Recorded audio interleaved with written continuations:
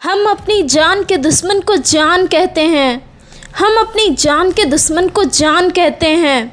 मोहब्बत की इसी मिट्टी को हिंदुस्तान कहते हैं। मोहब्बत की इसी मिट्टी को हिंदुस्तान कहते हैं। जो दुनिया में सुनाई दे उसे कहते हैं खामोशी। जो दुनिया में सुनाई दे उसे कहते हैं खामोशी। जो आँखों में दिखाई दे उसे तूफ़ान कहते हैं। जो आँखों में दिखाई दे उसे तूफ़ान कहते हैं। जो ये दीवार का सुराग है साहब, ये जो दीवार का सुराग है, चाइना, अमेरिका, पाकिस्तान साजिशों का हिस्सा है, मगर हम इसे अपने घर का रोशनदान कहते हैं। मगर हम इसे अपने घर का रोशनदान कहते हैं। मैं अर्पी वर्मा इस 15 अगस्त के इस शुभ अवसर पर अपने कुछ विचार साझा करना चाहूँगी।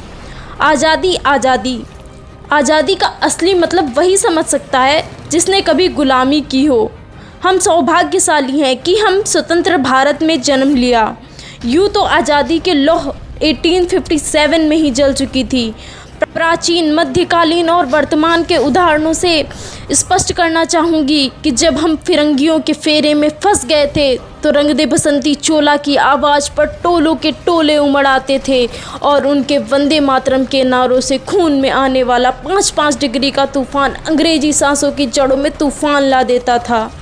लोग मर जाते थे, मिट जाते थे, फांसी चढ़ जाते थे, वो भी अपनी देशभक्ति साबित कर रहे होते थे, क्योंकि ये उस दौर की देशभक्ति की कसौटी थी। उसके बाद 62, 65, 71 के युद्धों में अपना सुहाग गंवा देने वाली औरत जब घर के हालात ये हो जाया करते थे कि प्यार भी भरपूर गया, मांग का सिंदूर गया, इन्हें नौनिहालों की लंगोटियाँ चली गईं, छोटी छोटी बेटियों की चोटियाँ चली गईं, बाप की कमाई गई, भाई की पढ़ाई गई। ऐसा एक विस्फोट हुआ, पता नहीं चला, पूरे जिस्म की कई बोटियां चली गईं। और आपके लिए तो एक आदमी मरा है साहब। कितने मेरे घर की रोटियां ही चली गईं, किंतु मेरे घर की तो रोटियां ही चली गईं। ये हालात पैदा हो जाने के बावजूद भी एक माँ उस सरहद पर दुश्मनों की धज्जियाँ उड़ाने के लिए भेज देती थी और उसे पत्र लिखा करती थी कि अम्मा ने पत्र लिखा है बड़े ही चाव से, कि अम्मा ने पत्र लिखा है बड़े ही चाव से। पुत्र मेरे ना घबरा जाना, एक एक इंच कट जाना, पीछे ना हट जाना, चाहे इंच इंच कट जाना लेकिन पीछे ना हट जाना। इस तरह पूरा देश अपनी देशभक्ति साबित कर रहा होता है। तब देश बलिदान मांगता था, तब देश लड़ जाने को कहता था, तब देश मर जाने को कहता था, तब देश मिट जाने को, फांसी चढ़ जाने को कहता था। किंतु आज देश लड़ जाने को नहीं कहता, आज देश मर जाने को नहीं कहता, मिट जाने को नहीं कहता, फांसी चढ़ जाने को भी नहीं कहता। बल्कि मेरे विचारों में यदि कोई व्यक्ति अपना काम पूरी ईमानदारी, पूरी लगन, पूरी निष्ठा से करे ना, तो वही सबसे बड़ी देशभक्ति है। मैं नहीं मानती कि व्हाट्सएप और फेसबुक की डीपी को 3 रंग में रखना देशभक्ति है। देशभक्ति तो आपके दिल में होनी चाहिए। और यदि आप कहेंगे कि साल में 2 बार हाथ में तिरंगा लेना देशभक्ति है, तो मैं पूछना चाहूँगी कि फुटपाथ में रहने वाला वो बच्चा ट्रैफिक की छाँव में नंगे पाँव में जब तिरंगा बेच रहा होता है, तो क्या आप उसे उसकी देशभक्ति कहेंगे? जी नहीं, वो उसकी देशभक्ति नहीं, उसके पेट की शक्ति है जो उसे ऐसा करने पर मजबूर करती है। क्योंकि ना मस्जिद को जानते हैं, ना सिवाय को जानते हैं, ना मस्जिद को जानते हैं, ना सिवाय को जानते हैं। जो पेट के भूखे होते हैं वो सिर्फ भोजन के निवालों को जानते हैं, वो सिर्फ भोजन के निवालों को जानते हैं। अपने परिवार, अपने समाज, अपने देश के लिए समर्पण का भाव है देशभक्ति। और हर देशद्रोही के जीवन में आने वाला तूफान है हमारी सच्ची देशभक्ति। हर देशद्रोही ये समझ सके, अगर तू परिंदा है तो ये आसमान तेरा है, अगर तू दरिंदा है तो ये शमशान तेरा है। भाईचारे से रहना है तो रह इस जमी पर, वरना ये कब्र भी तेरी है और कब्रिस्तान भी तेरा है, वरना ये कब्र भी तेरी है और कब्रिस्तान तेरा है। अपने परिवार, अपने समाज, अपने देश के लिए समर्पण का भाव है देशभक्ति। और हर देशद्रोही के जीवन में आने वाला तूफान है हमारी सच्ची देशभक्ति। हर देशद्रोही ये समझ सके, अगर तू परिंदा है तो ये आसमान तेरा है, अगर तू दरिंदा है तो ये शमशान तेरा है।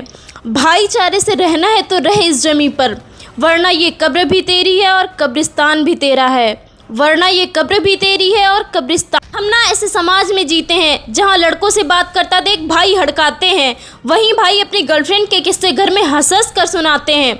और मैं बता दूं, महिला सुरक्षा के मामले में हम आज भी चौथे नंबर पे आते हैं। न सरकार मेरी है न रब मेरा है, न सरकार मेरी है न रब मेरा है, और न यही बड़ा सा नाम मेरा है। बस इतनी सी बात का गुरूर है मुझे कि मैं भारत की हूँ और ये भारत मेरा है, कि मैं भारत की हूँ और ये भारत मेरा है। परंतु एक वैचारिक बीमारी हमारे समाज में मुझे नज़र आती है। कहा जाता है हम दुनिया के सबसे बड़े लोकतंत्र हैं, जहाँ हिंदू पैदा होते हैं, जहाँ मुस्लिम भी पैदा होते हैं, सिख और ईसाई भी पैदा होते हैं, लेकिन बदकिस्मती है अब इंसान पैदा नहीं होते। और मेरे विचारों में न हिंदू की ज़रूरत है न मुस्लिम की ज़रूरत है। राष्ट्र निर्माण के लिए केवल एक अच्छे इंसान की ज़रूरत है। राष्ट्र निर्माण के लिए केवल एक अच्छे इंसान की ज़रूरत है। एक और हमारे पास IIT, IIM जैसे शिक्षण संस्थान हैं, वहीं दूसरी ओर इस देश के गरीबों को बेरोजगारी की जमात में खड़ा करने के लिए उनके हाथ में सर्व शिक्षा अभियान का झुंझुना पकड़ा दिया जाता है। और मैं बता दूं, इस शैक्षणिक बीमारी का केवल एक कारण है, वो ये कि हमारे देश की शिक्षा नीति केवल दो तरह के लोगों के लिए बनती है। पहले वो जो विद्वान हैं और दूसरे वो जो धनवान हैं। इसी तरह की कई गजब की बीमारियां हैं और इन बीमारियों की जड़ है वो हमारा अंधविश्वास। और मेरे विचारों में जब तक इस देश का युवा अपनी सफलता के लिए मंदिरों में जाकर नारियल फोड़ता रहेगा, हमारे समाज का शिक्षित वर्ग ही बिल्ली के रास्ता काटने पर खड़ा हो जाना, अपनी धर्म अपनी जाति को ऊंचा मानकर दूसरों के धर्म और जाति की अवहेलना करता रहेगा, तब तक ना तो इस देश से अंधविश्वास खत्म होगा और ना ही हमारा राष्ट्र निर्माण संभव होगा। मेरे विचारों में हमारा राष्ट्र निर्माण तब संभव होगा जब इस देश की महिलाओं की पूजा नहीं इज्जत होगी।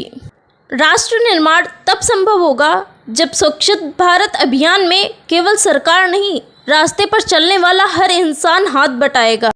स्वच्छ भारत स्वस्थ भारत को दिल से अपनाएगा।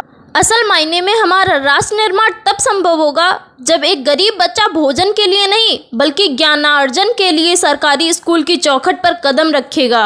और हमारा राष्ट्र निर्माण तब तक संभव नहीं होगा जब तक एक नागरिक नैतिक रूप से सैतिंग, चारित्रिक रूप से भ्रष्ट, मानसिक रूप से दिवालिया, धार्मिक रूप से अंधा और नैतिक रूप से गंदा, तब तक हमारा राष्ट्र निर्माण संभव नहीं होगा।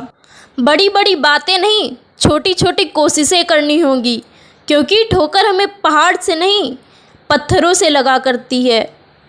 I being an Indian, I being an student, I being the symbol of this daughter motherland feel proud to be an Indian। Salute करना चाहूँगी सरहद पर दिन रात हमारी रक्षा के लिए खड़े हर एक उस जवान का, जो इस देश की पुलिस प्रशासन, किसान को और इस देश के हर एक व्यक्ति को जो अपना काम पूरी ईमानदारी, पूरी मेहनत, पूरी लगन से करते हैं, जिनके बिना राष्ट्र निर्माण की कल्पना करना भी असंभव सा लगता है। और आज मैं पूरी जिम्मेदारी के साथ, मैं भारत की बेटी ये कहती हूँ कि हमारा राष्ट्र निर्माण तब संभव होगा जब हम सभी, मैं आप सब मिलकर प्रयास करेंगे, क्योंकि हमारे देश की जिम्मेदारी नहीं है हमें आगे ले जाने की, ये हमारी जिम्मेदारी है देश को आगे ले जाने की, अपने राष्ट्र को आगे ले जाने की, अपने वतन को आगे ले जाने की।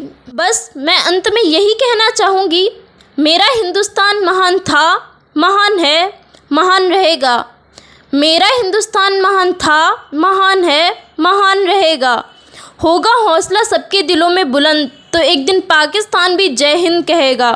होगा हौसला सबके दिलों में बुलंद तो एक दिन पाकिस्तान भी जय हिंद कहेगा। पाकिस्तान ही क्यों, सारा जहान जय हिंद कहेगा। पाकिस्तान ही क्यों, सारा जहान जय हिंद कहेगा, क्योंकि सारे जहां से अच्छा हिंदुस्तान हमारा, सारे जहां से अच्छा हिंदुस्तान हमारा। जय हिंद, वंदे मातरम।